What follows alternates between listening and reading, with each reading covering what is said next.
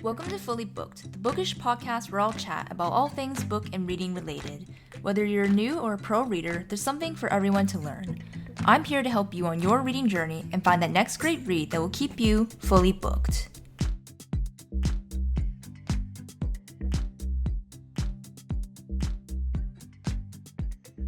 Hello, readers, and welcome to episode 67 of Fully Booked.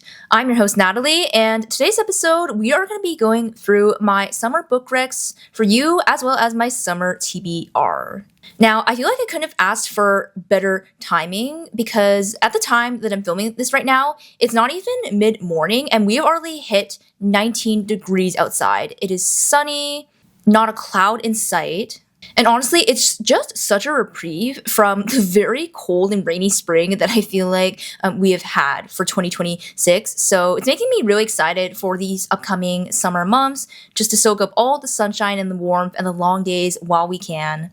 Also, just want to quickly ask where some of you guys are watching or listening from today, because I do see some of the stats across the different platforms I post on, and I know some of you are in North America, likewise to myself. But I do see we have some people listening internationally. And so if you are on the other side of the equator and you're currently going into winter, I do apologize for the timing of this episode, but hopefully you can still get some inspiration from it and maybe save it for later when your time for summer does come. But anyways, we have a lot of books to talk about on today's list, so I don't want to waste too much time. But very quickly, before we get into it, I feel like I haven't been able to do a current reads update in a while for you guys because I've been filming a bunch of more special episodes and interviews. To go over quickly for today, I am still in the middle of Pachinko.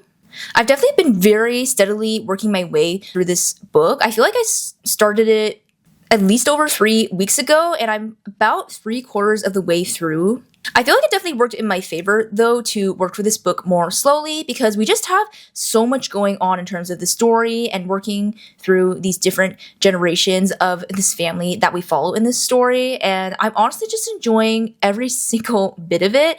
I already knew going in that this was going to be near and dear to my heart. It's just very interesting, and it's been a very eye-opening experience reading this. This is definitely a book that I could see myself rereading already. So I'm very excited to finish this, but at the same time, I also want to make the story last and be in it as long as possible. And I really can't wait to finish up with Pachinko and some of my other current reads because I really want to pick up Dolly All the Time. This is Annabelle Monaghan's newest romance release. And I was very fortunate to get this shipped to me a day early ahead of release day, which at the time of filming is today. But yeah, I'm very excited to get into this. It definitely feels like a very summary book from the description of it. And we also have a fake dating trope going on in this one, which is exciting because I know that is Annabelle Monaghan's favorite romance trope to read. So the fact that she now wrote a fake dating romance, I just can't wait to see what she's done with it and yeah, how the story is going to go. With that, let's dive into today's list, starting with the summer book recs I have for you guys. So the first book that I have on the list is One Italian Summer by Rebecca Searle.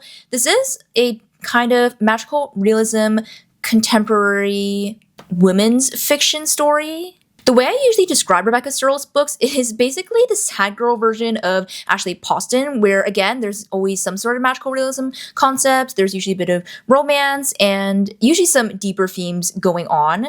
And I usually don't get into the plot lines too much when I do book recs, but I do remember that for this one, we basically see our FMC grieving the loss of her mother, and she decides to take this trip to this small town in Italy that she and her mom were supposed to take together, and somehow upon arriving in this town, she meets the younger version of her mother, and then they spend this one Italian summer together. I feel like this book was just such a perfect blend of, again, the setting and food descriptions, even just the people that she meets in this small town.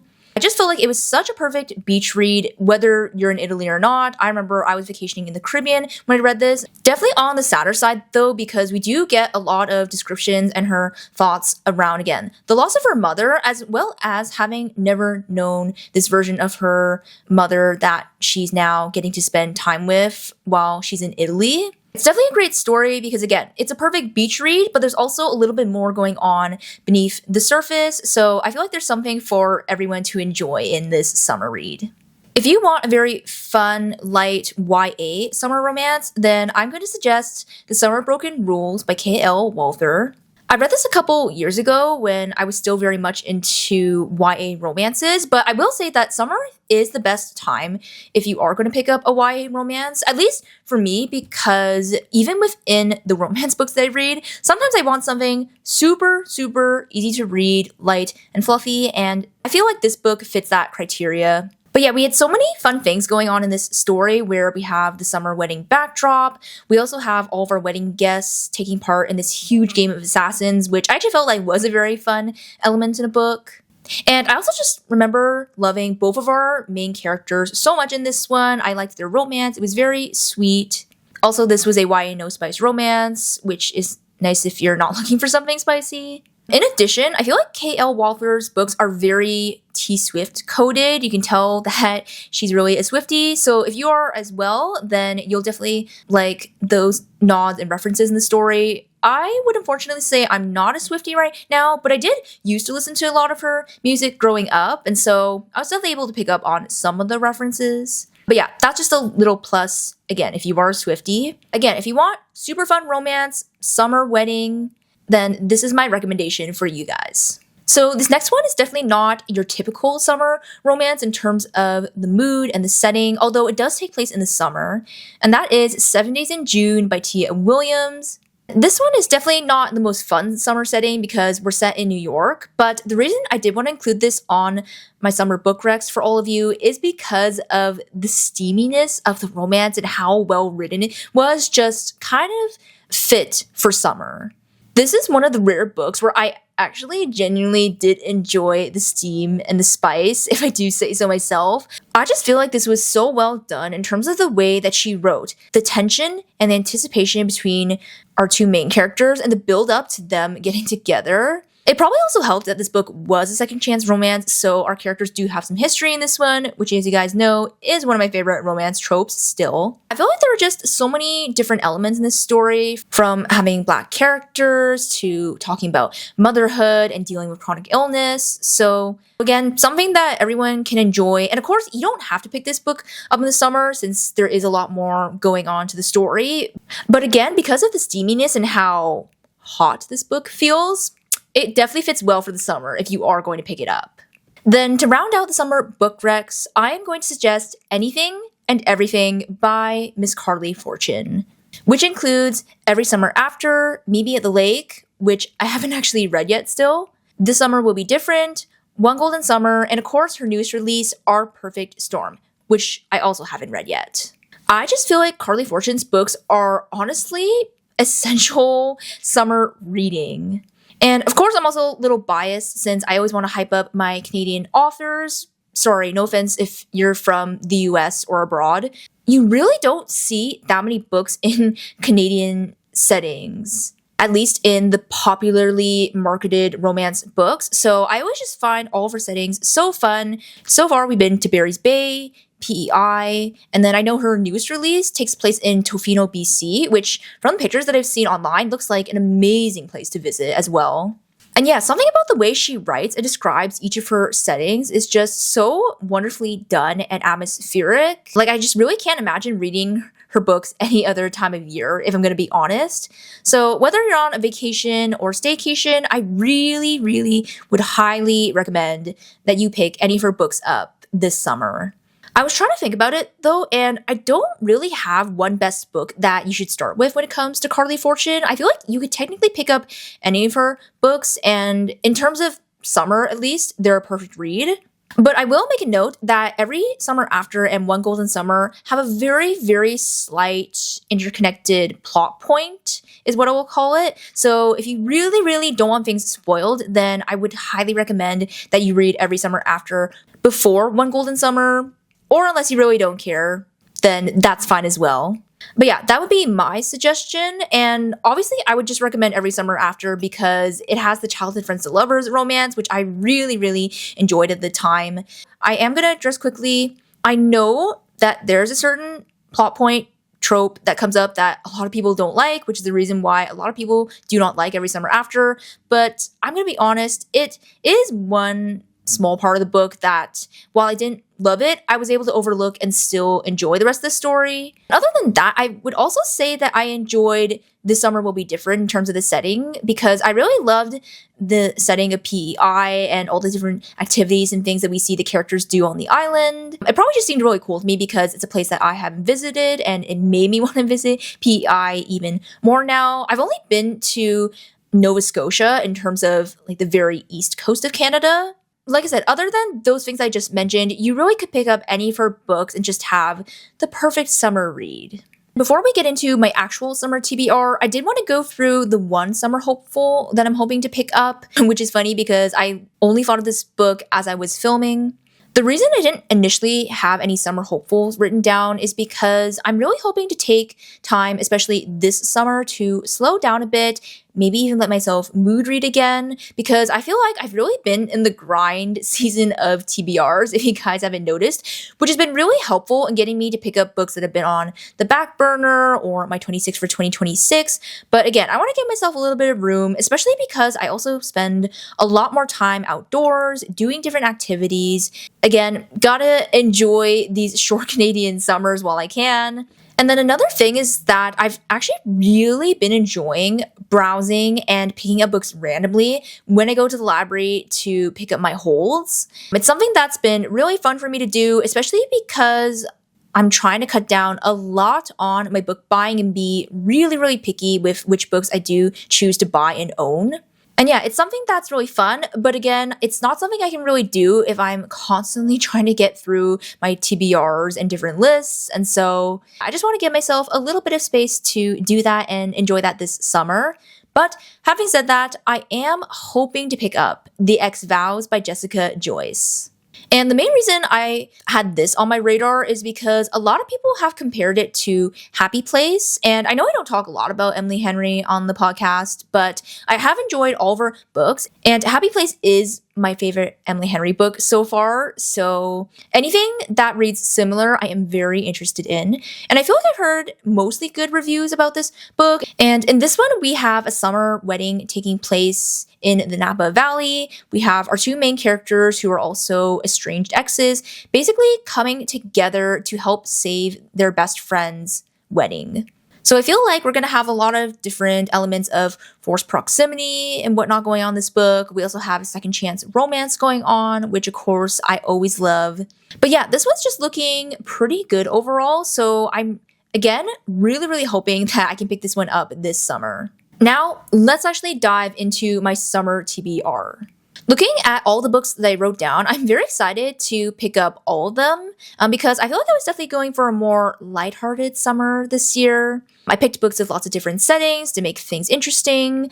I feel like last summer, for some reason, ended up being a sad girl summer in terms of the books that I picked up for some reason. I don't know if I necessarily planned that. It just kind of happened that way. So I'm definitely looking forward to a more lighthearted, fun summer, starting with I Hope This Finds You Well by Natalie Sue, which, by the way, I don't pick up a lot of books by authors that have the same name as I do, so that's definitely kind of fun. And I'm going to be honest, this one's actually not really a summer book, but it just seems like a very lighthearted story. And I actually heard bestie Lottie talking about this book a bunch of times on her channel. And she also mentioned that it is on Kindle Unlimited. I haven't actually decided if I'm going to renew my annual subscription in a couple months. So I'm trying to make the most out of Kindle Unlimited while I still have it. This one's a very fun, lighthearted office comedy where we follow our main character, Jolene, who accidentally gets access to her entire department's DMs, emails, and instead of reporting this to one of the uppers, she decides to take this information and use it to save her job since she accidentally finds out that the company is going to start going through layoffs. It's funny because the layoff plot point does not sound very uplifting, but for some reason, overall, this story does seem very uplifting litfic. The Goodreads description even says that it's perfect for fans of anxious people, and Eleanor Oliphant is completely fine, which I have read, and I do remember enjoying that book a lot. I don't remember what I rated it because I read it quite a long time ago at this point, and I haven't read Anxious People yet, but obviously, you guys will already know I am a huge Frederick Bachman fan. so I'm anticipating that I will also enjoy Anxious People a lot. And so yeah, I feel like this book seems like the kind of lit fic that I will enjoy. I tend to enjoy more uplifting stories overall. So I'm hoping this one, that will also be the case. So this next book on my TBR seems very interesting, and that is Summer Fridays by Suzanne Rendell. Not one I've heard a ton of people picking up, but the premise of this one just sounded so fun, where we have basically what sounds like Promise Me Sunshine or Passion Project meets You've Got Mail. We're set in the summer of 1999, so literally the same time as You've Got Mail. We have our FMC Sawyer, who ends up meeting her fiance's colleague's boyfriend, Nick. That was a mouthful to get out if you guys could not tell. And the reason the two of them meet is because they suspect that each of their significant others is spending a little bit too much time together, getting a little too comfortable, which is ironic because these two main characters end up befriending each other because of this, and they end up spending their time together as well, exploring New York City, and end up doing basically a bunch of summer bucket list activities together every summer Friday. Hence the title, I'm assuming. Again, I'm liking the premise of this one a lot so far. Obviously feels a little bit nostalgic because we're set at the end of the 90s, but I'm failing to see where the You've Got Mail part falls in because it's not mentioned in the Goodreads description, but I'm assuming it comes up somewhere since Goodreads literally mentions You've Got Mail. I guess I'll just have to read and find out exactly where it's going to fit in the story. Otherwise, I love a good Summer in the City book, and again, all those other elements that I mentioned are ones that I enjoyed, so I'm looking forward to this one. And then for what is probably my most anticipated summer release, I have The Someday Garden by Ashley Poston. Of course, I have to read anything that she is releasing. I've loved every single one of her adult romance books and the magical realism concepts that she puts in. And this is the first retelling that I've seen her attempt to do, so this one just has me even more intrigued. We have a modern Secret Garden retelling set in Maine in this story, and we meet our FMC Sophie, who is the temporary head gardener of Lily Moore Estate. As per the retelling nod, she ends up finding a garden within the garden of the estate, which also happens to have this mystery man who has been trapped inside. This one just feels very fun between the setting in Maine, the flower garden. And again, like I already said, I just love Ashley Poston's writing style and her stories in general, so I'm very excited. I'm not seeing so far where there's going to be deeper connections in the plot and with the characters, but I feel like Ashley Poston is honestly always the queen of this slow unraveling and revealing of details in her stories. And so I'm actually always very excited to go into her books more blind, not knowing too much, and just see where this story takes me. And this next book is probably the least summary on my TBR, but I still want to try to get to it because I looked it up and apparently this book actually does take place in the summer, and that is Blue Sisters by Coco Milors. I feel like a bunch of people have picked up this book already, but if you don't know what it's about, we basically follow these three sisters, Avery, Bonnie, and Lucky, who end up returning and reuniting in New York City to stop the sale of the apartment they grew up in after the untimely death of their youngest sister, Nikki. This book basically feels like the female version of Intermezzo by Sally Rooney, which oddly makes me nervous because if you guys remember from when I picked that book up actually at the start of this year, I did not enjoy that book very much.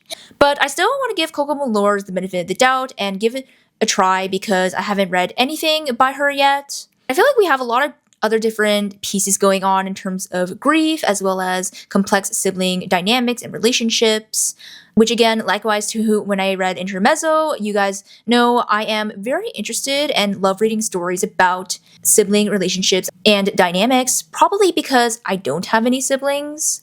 And again, because of those plot points that I just mentioned, as well as this book kind of has this blue and white cover, I feel like it normally gets more associated with wintertime, but again, because it takes place in the summer and I just wanted something a little bit different on my summer TBR still, I wanted to put this on there. This is definitely going to break up the general mood of my summer TBR very much, but I'm still looking forward to picking this one up and giving it a try. Then circling back to Carley Fortune, I do have Meet Me at the Lake on my summer TBR for this year. I know that this is an older one of hers at this point, but I figured since I'm not convinced to read Our Perfect Storm, why not go back through her backlist and again, give this one a try. All I know about this one is that we follow our two main characters, Fern and Will, who spent one glorious, perfect day together and don't end up meeting again until 10 years later at her mother's lakeside Muskoka resort. I have to admit, I'm a little bit nervous going into this one because even when this book initially released a couple years ago, I wasn't super excited to pick it up because the trope of where they've only spent 24 hours together and somehow have fallen in love is just never the most convincing romance trope to me. And the only book I've read with this particular trope is Funny You Should Ask by Alyssa Sussman, which I didn't love that book. It wasn't the worst romance that I've read, but it just wasn't the best romance either. So yeah, not really sure how I'm feeling so far about this book. I'm just really counting on her to bring, again, the good summer vibes. And I was really craving a lakeside summer romance as well for some reason. So I'm willing to put my faith in her for that reason and give this book a try. And finally, for the last book on my summer TBR, I have The 5-Star Weekend by Elin Hilderbrand. So far, unfortunately, I haven't enjoyed a single one of her books. After consulting several people, other readers that I know, I have concluded that this one seems to be most people's favorite out of all the books she's written, because if you guys don't know, she has a huge backlist of books to go through.